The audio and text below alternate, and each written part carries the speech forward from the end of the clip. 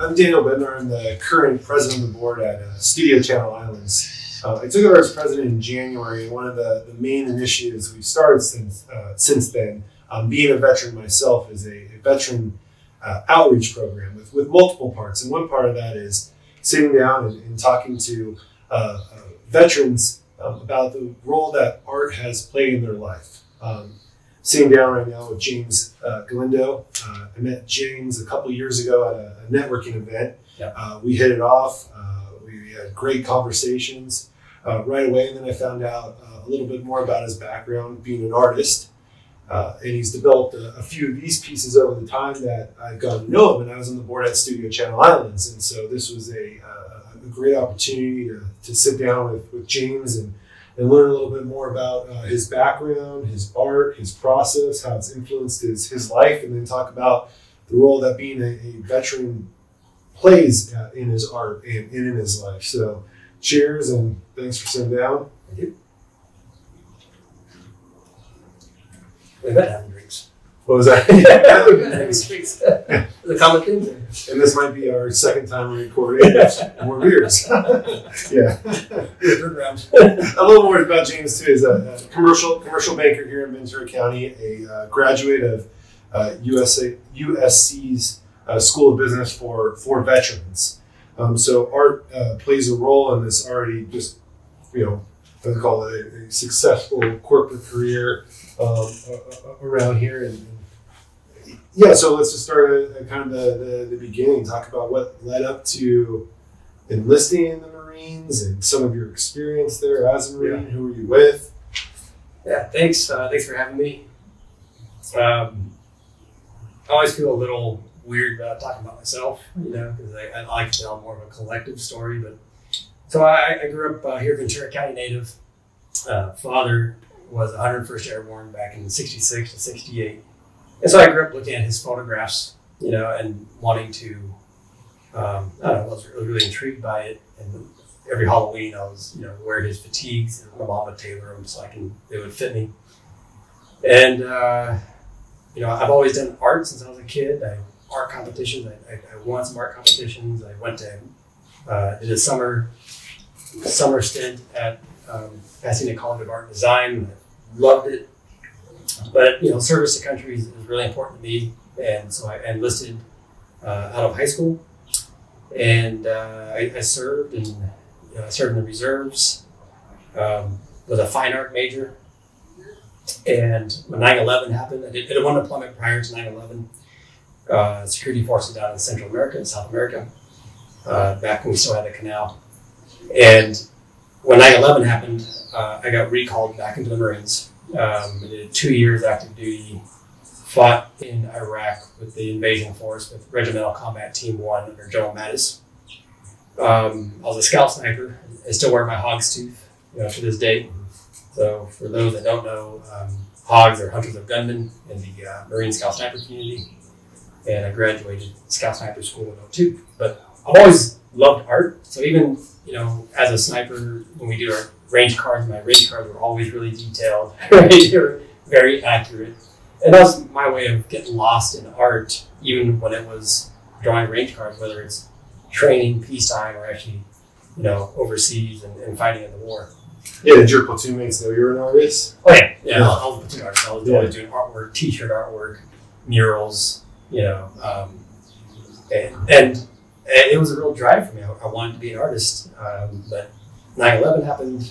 The service to country comes first. My team came first, and when I returned back from the invasion, it was a big custody fight. I lost custody of my son, which I was really upset about. But I needed a job that paid the bills. That's how I got involved in finance.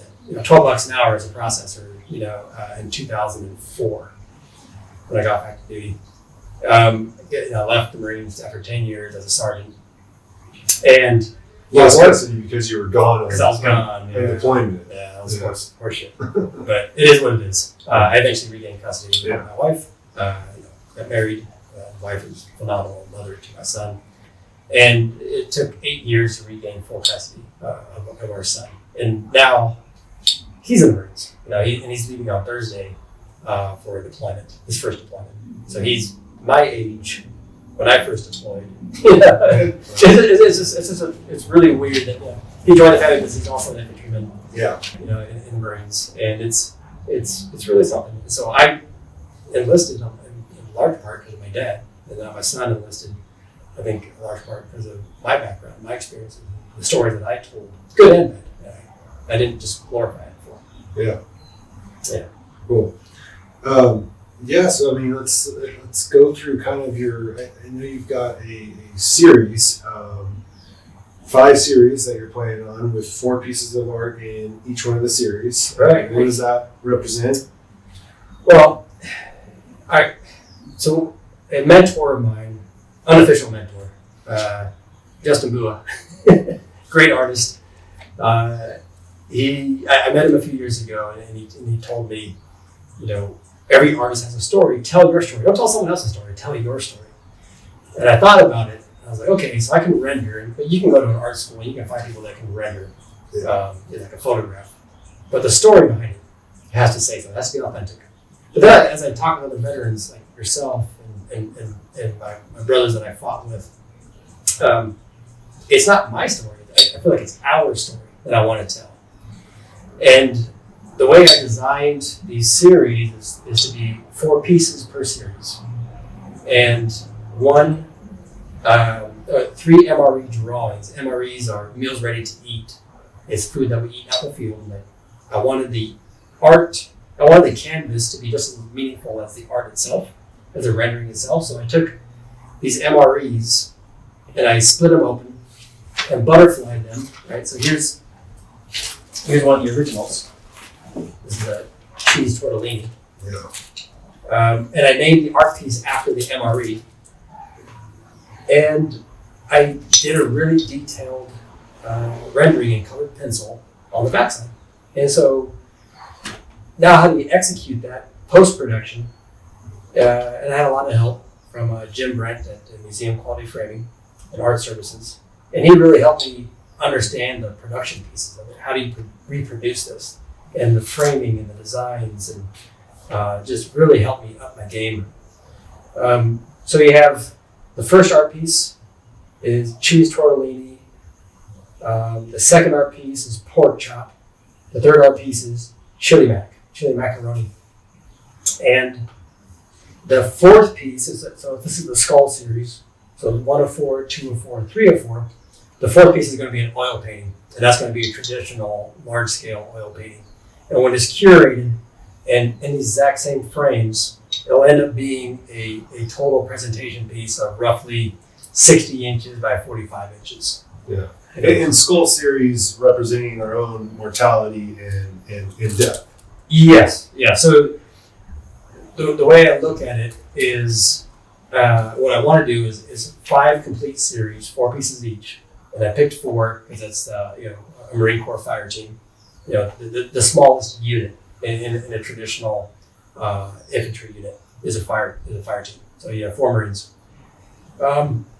And skulls represent mortality across civilizations, across the times. And as either you enlist or you get your commission, one of the first things you do is you write your beneficiaries for your life insurance policy. Right? So you're confronted with your own mortality, right in the very beginning, as an administrative thing. When you go overseas, you write your will. I mean, there's 19-year-olds, 20-year-olds writing their wills. We don't have much, but we still write a will. I remember that. Yeah. I was like, who am I going to gift my computer to? My truck. So that's why I picked Skull series to pick mortality. But then, as I found for myself, in fighting in my part of the war, was I got closer back to my faith. Born and raised Roman Catholic, and so I started reading more, old biblical scriptures, and so did others. And others got more spiritual. It's just, there's the old saying: "There's no atheists in a fighting bull or a foxhole." And so the second series is going to be faith-based. It's going to be biblical scriptures that really hit home for a lot of us. The third series is you go from mortality, dealing with mortality in the very beginning, and if you fight and combat, obviously, it's very, very present. Then there's, refining your faith or getting stronger in your faith. The second series. The third series is when you get out and you transition from military to private sector. That has a lot of challenges and triumphs. So the third series is going to be the transition series. Yeah. And then after you successfully transition, there's the wisdom series, right? As you start to pass on the wisdom. And I'm thinking about that now as how my son is getting ready to deploy. Trying to pass that wisdom on to him. Military wisdom, private sector wisdom, life wisdom. So that's 1, 2, 3, 4. Cycling back, thinking about what made you join the service. What made you join the service? I had my grandparents, both my grandfathers were officers in the military, so I had that influence my whole life. So that was very important, seeing how special it was for them and what it meant to serve the country, and then also their friends that they had for the rest of their life. And then, I also ended up being recruited for football from the Naval Academy. And so it worked out when all those things aligned. It was like, I had this influence and then this opportunity, and it just, the world kind of aligned, and I went down that path. Yeah. Same with me, with my father. My son, with me and his grandfather, he's third generation service of country, and second generation American. Yeah. And my father was an immigrant here. Well, and I've said this a few times about this series to you, but everybody has their own. When you look at it, what does it mean to you, right? As a piece, and so I've been really getting philosophical about the importance of accepting death and your own mortality, and it's something that seems sometimes taboo in our culture. Right. It's morbid. Yeah, morbid, bad, but it happens. It absolutely, yes. It's inevitable. No choice, and it's going to happen. And so I think it's interesting to start with that as you talk about all the other phases, because I don't think you can have the other phases or be truly present and live life without first accepting this phase. And then you can move on and really absorb and be present in the other aspects of it. Right. It took me years, and lots of conversations and shared drinks, and sometimes just running and thinking to develop this 20-piece set. And now I'm concerned that, I get a car accident tomorrow, or God forbid someone gets struck down with cancer or something. And my wife's been in and out of the hospital the last few months. That's been a real challenge. And I want to finish this set, but it's going to take me 7 to 10 years, to finish these series, because I have my day job. I'm a commercial banker, and I'm out there, I'm hustling, I'm building a career and paying bills, and pay for this massive art project in this house. Yeah. So I think sometimes you're like, but it's interesting. I mean, you have that project to work on for whether it be 10 years, but I think that the act of just working on that project probably helps you out in your corporate life, whether it's a release, and again, another thing we've talked about, the ability to tap into other creative parts of your brain, although this might not directly lead you to close a deal. When I look at it, and I say something that you can be that creative, that I think in deals you've probably put together, this type of creativity has existed. It taps into that part of the brain, the creativity part of the brain, and you see things different. You have a different perspective on things. It's also, as a commercial banker and as a senior relationship manager, you're building relationships with CEOs and CFOs of big companies, but so is every other banker from every other competitor out there. But when you get to be authentic and they get to see this, for me, it has been very positive. Ventura County is very veteran friendly, so the COO of my biggest client, as we started talking about art and knew that I was a scout sniper, we started talking ballistics, and then we started building that type of relationship. Obviously, I can execute on the banking side, but there was more to it there. We developed a friendship. Yeah. And now the CFO of the company, him and I get along great. And these people are friends of mine now, and when this house is done, they're gonna be coming over, we're gonna be barbecuing. So you really start to build relationships because you're putting your heart and soul out there for them to see it, and you are a bit vulnerable. Yeah. It's not for everybody. The vulnerability is a key thing for building sincere relationships, and I think for being overall just whatever way you define success, whether it's by money, things, relationships, whatever way. I think being vulnerable is the first step there. For me, I like writing. I'm not. Although my grandma is an artist and actually an artist at Studio Channel Islands. But I like to write. That's kind of my thing. And when I put it out there, it is about being a little bit vulnerable into like deeper thought and discussions. And I think that's also helped me out in relationships as well. Yeah. Yeah. When I went to USC to get my master's degree, I built one of these for a tailgate. And so these are the tactical Trojan helmets. So it's a ballistic helmet, designed everything, got the plume on there. And one of the professors, Professor Turtle, one of my favorite professors, saw this and he goes, "James, that's art." Mm-hmm. I go, you're right. And that really kickstarted myself getting back into art after like 15, 16 years of hiatus. Because I was a fine art major before 9/11. 9/11 happened, I got recalled. Came back, lost custody of my son, regained custody, but I got involved in finance at $12 an hour, and art was put on the shelf. And it was an SC for a business program where I was able to reconnect with art again. And so I started building these, and these have a design patent, they have a trademark on them. And then 2 years after this, I really wanted to get back into fine art, and then I started this one.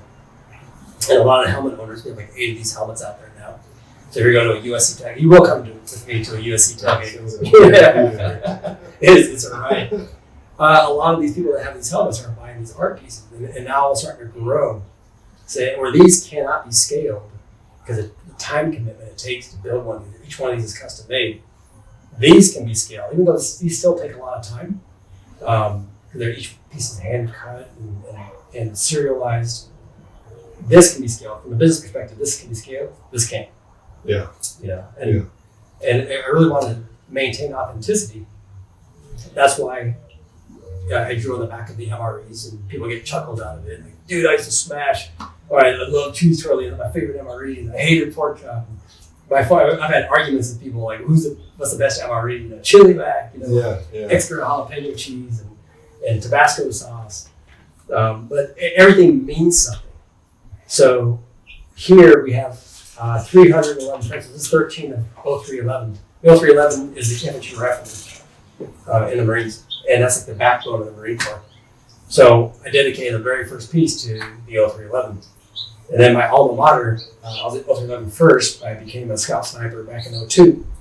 And this is the 0317. Back in those days we were 8541s.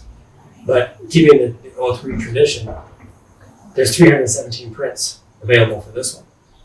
And then this one was the Chili Mac, and this is for my machine gunners. And this is the 0331, so 331 prints. So everything means something.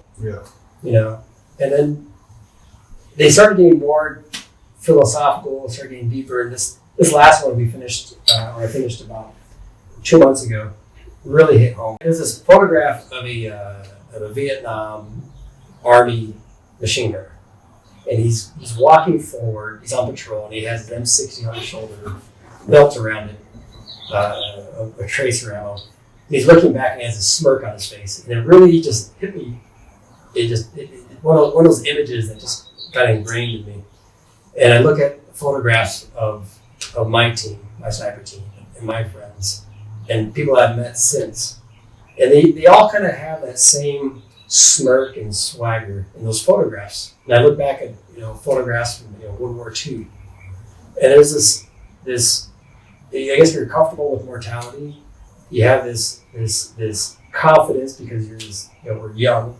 There's not too many old people out there fighting. It's our younger group, and you're with your best buds, and that swagger is something I wanted to capture. So I bought a skeleton, an anatomically correct skeleton, I put it with, the War on Terror kit, helmets, body armor, 240 Bravo in this case. Same with the 7.62, tracer ammo. And I staged this photo shoot. I did quite a few photo shoots. My wife helped me stage everything. And I would look at this photograph of this machine gunner from Vietnam, never knowing what happened to him. I don't know if he passed away or not. And so I wanted to recapture that image in the Skull series and as a tribute to him and to others that have served. And finally, I was able to capture the right angle, the studio lighting, and the shadows. And this is it. And this, by far, has been the fan favorite. Yeah. I mean, they're all awesome. But I think about that machine gunner, and I was like, I don't know what happened to him. Yeah. He has a smirk, he's patrolling, he's going to do what needs to be done. And he captured it. And then oil painting's next, and that will be from here to there, right? Yeah, so it's designed to be it's curated a specific way. So these are 15 inches tall by 30 inches wide. So when all 4 pieces are done, it will be, the frame will come from here all the way down to here, which is roughly about 48 inches tall. And it'll still be 30 inches wide. So 30 by 48, and the entire piece together will be, 62 inches wide by 48 inches presentation piece. Yeah. And that will complete the Skull series. And I've done some oil paintings, and I'm a little hesitant to just jump in and finish that one. So I'm going to do a few other pieces in my Patriot series before I tackle that 4th piece, because that's the big one. Yeah. These are almost, I won't call them marketing for that, but these are the build-up for the oil painting.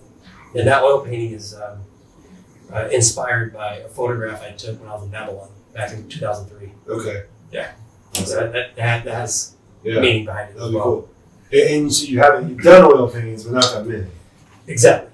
Gotcha. I have to get back into the flow of things. Yeah. And every time, even with these, I know when I was working on it for 4 or 5 hours, and then I stopped, came back to it the next day, you have to relearn the flow again. Yeah. And same thing with oil paintings. Yeah. I wish I could do it all day, every day, but I have to do it. So. Yeah. I have a private sector career that I have to nurture. I wish I could surf all day. Doesn't seem to be happening as often anymore. It's awesome. And I think the important thing to remember here is because I think sometimes in society, and I think our objective here with the overall art program at Studio Channel Islands is that yes, there is the component of art therapy to help veterans out with something and give them a release. But I think sitting down with someone like you, why it's important is that you've taken the skills that you learned in the military and to transition that into a very successful and well-adapted corporate life and took advantage of it. We've talked about this. You got your GI Bill through the military. I'll take advantage, more like leverage. Leverage. Yeah, leverage. What your opportunities were there.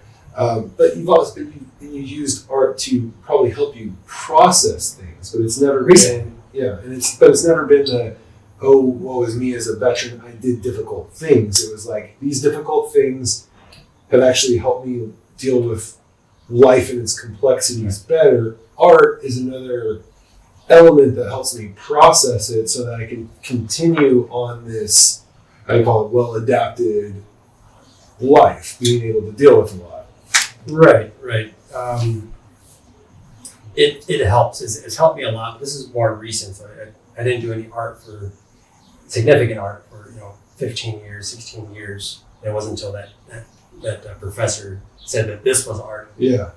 That I just got all the creative juices flowing. And I've been a happier person since I started doing the art. I get really excited about it. It breaks up things being so mundane. In corporate America, things can get mundane. But helping other veterans do their art. I do help a lot of veterans in their helping them transition from military to private sector and saying you don't have to start from scratch. You have all these experiences. the intangibles. Yeah, I find that some veterans struggle is not being able to translate their military experience into civilian, although it is so applicable. It really is. It is mission planning. Yeah. Mission planning is huge. I wrote orders, mission planning orders, TOOTs, tactical exercises without troops, and then also obviously when we actually fought, you had to write these mission plans, and you had to have everything sorted out, all these different contingencies.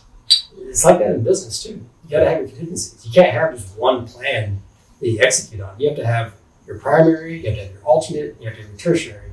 In the military, you have your primary routes, your alternate routes, and your E&E routes, your escape and evasion routes. So that's when you just pop smoke and get the hell out of there. But all those are choreographed in a way.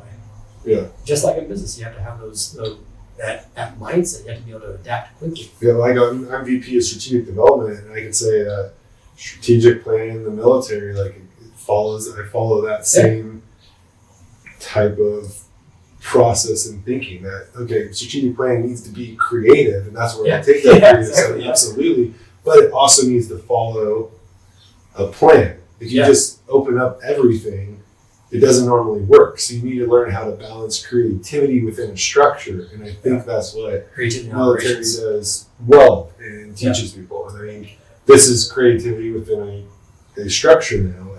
It is. Yeah. It is going to end up being a 60-inch by 45, 50-inch box. Yeah. But it's going to showcase at least this part of the veteran life cycle. Yeah. But yes, and so working with veterans on the art side, I haven't done too much of that, other than having conversations about this, and been able to people have opened up to me about their life experiences, and it's been some really tough ones, really, really challenging ones. I've had some challenging ones too, and I don't want to dwell on it too much because it doesn't get me anywhere. But sometimes you just have to be able to talk about it, voice it. And some people we don't talk about it because it's you don't want to be looked at as weak. But maybe if you can express it, But there's triumphs and there's tragedies and there's challenges. Yeah. Those are all different stories. They can, if a veteran wants to paint that, it doesn't have to be better. Just people in life, they want to paint that or render it. They get to express themselves. I think it'd be a better world. Absolutely. No. Yeah. I mean, vulnerability in general would make this a better world. Yeah. Overall, if people just kind of can put it down and be like, hey, this is what I've dealt with. This is what I'm dealing with. This is who I am. And I try not to depict victimhood too much. That's just not where I feel comfortable being.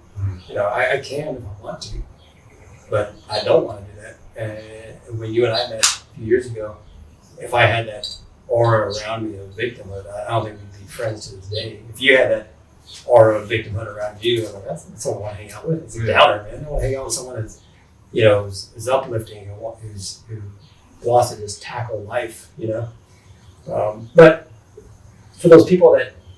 Well, and that's interesting though. I mean, you're right, absolutely. And I think that, again, that's why this series is really interesting, because to get out of sometimes that cycle of victimhood, you have to understand that we are mortal, that life isn't always perfect.